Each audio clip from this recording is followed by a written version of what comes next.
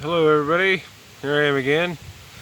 Um, you know, I'm gonna have to start this video off a little different.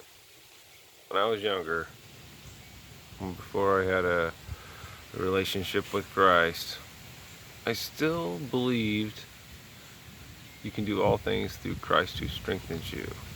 Even though I don't even know that I really truly even had any idea what that really meant, or any idea what Christ stood for. Um, I just heard this and I tested the theory and kind of proved to be true with any skill, anything at all. But then, found out later that that was actually the dark one, the serpent that was distracting me. Yeah, so anyway, I could have been like the next George Carlin, the comedian George Carlin. Could have been that guy. Could have been the next Larry Bird, you know, previous to Jordan. That's kind of my childhood. And Jordan came along. I was like, yeah, I'm not going to be that guy. So anyway, I could have been like the next, the white Steve Largent, but better than Jerry Rice, kind of guy. And so anyway, I could have been like the next Jimi Hendrix, Stevie Ray Vaughan, Dwayne Allman, Greg Allman, Slash. Could have been that guy. Whatever. Anything I ever try to do could have been the next Michelangelo, even though, whatever. Um, anything that I did was successful to the degree of not long after I mastered something, I was bored with it and wanted to move on.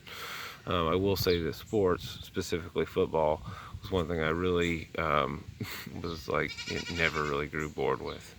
In fact, Jerry Jones, the owner of the Dallas Cowboys, really screwed up when he didn't take my offer as, being his consultant. Yeah, yeah, um, yeah. Not joking there. So anyway, yeah, I'm actually talking about this because of George Carlin. I could be a real comedian about certain things, and it's sarcasm is something that I've definitely had to work really hard at eliminating before I started making these videos.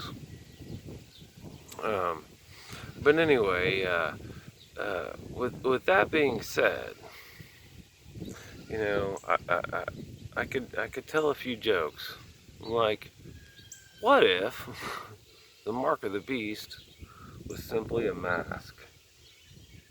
Yeah, I mean, I'm trying to be as serious about this as possible, although I do find an avenue for lots of humor. Like I could do a whole George Carlin stand-up comedy routine, like just you know, the mask. The mask everybody's wearing. What if that was the mark of the beast? You know, and to not be, blaspheming anything or to making fun of the scriptures. I'm going to go ahead and refrain from my human flesh nature and maybe a little Sam Kinison mixed with George Carlin, having a whole lot of fun with the Mark of the Beast. Maybe a little Saturday Night Live. I'll mix that in. I could totally sit there and make fun of the mask being the Mark of the Beast, and pretty much, isn't it? You got a mask on. You have no faith in the Father. You have no faith in the Son. No mask means you have faith in the Father. You have faith in the Son. Yeah, I could just go to town and without even getting vulgar, just kind of just make fun of all these people out there wearing a mask that just are, it's like, the mark of the beast. Look, there they are. They've not been marked with the seal of God. They've been marked with the mask. That's not the seal of God. That mask is definitely not the seal of God. So, hey, here I am. I'm only like 5 minutes into this bit, not even 5 minutes into this video here, and I'm just like, don't have I made my point? Actually, I wanted to talk about something completely different, but you know, look, have I not made my point? Yeah, the mask could be the mark of the beast, and you guys would still just roll with it because, you know, no one chooses to know the Father, the Almighty Creator. You know, the guy that took care of Shadrach, Meshach, and Abednego in the fire, you know, the Almighty, the Most High. Yeah, mask. Anybody with a mask is just proving their ignorance, proving they don't know our Heavenly Father.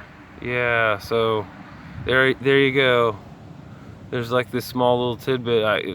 I actually totally wanted to talk about something completely different, but yeah, there it is. You know, conspiracy theories and truthers and everybody and their mark of the beast, and you know, I could go on actually and be completely serious about this, but you know, with a little humor. Maybe you guys all, anybody watching my videos deserves a little humor. You know, mask, mark of the beast. You know, I'm totally, you know, I don't believe that to be true. I think we're actually a long way away from some mark of the beast. But you know, all these Christians talking about all this stuff, you know, I look at these YouTube videos, these conspiracy theories, truthers, you know, there's this big huge kind of like reduce, reuse, recycle, like community of truthers, conspiracy theories, Christian, you know, whatever. Anyway, the mark of the beast, you know, this and that, vaccination mark of the beast, RFD chip, or RFID, whatever it is, some little microchip, you know, whatever. Or, you know, hey, you can't even go buy and sell or nothing without a mask, can you? Can you do anything without a mask? Isn't the whole world living in fear? Because, you know, like, it's just, you know, I could let you guys use your imagination and just kind of go run wild with this whole thing. It's hilarious, you know. It is quite funny. All y'all with your fear and your mask, and you don't know your Heavenly Father. You obviously don't, you know. Netanyahu. What's that mask you got on? Don't you believe in Abraham walking through the fire? Shadrach, Meshach, and Abednego walking through the fire. You know, like, Anyway, let me remind you. I'm going to change the subject for a second. Go back to my last video.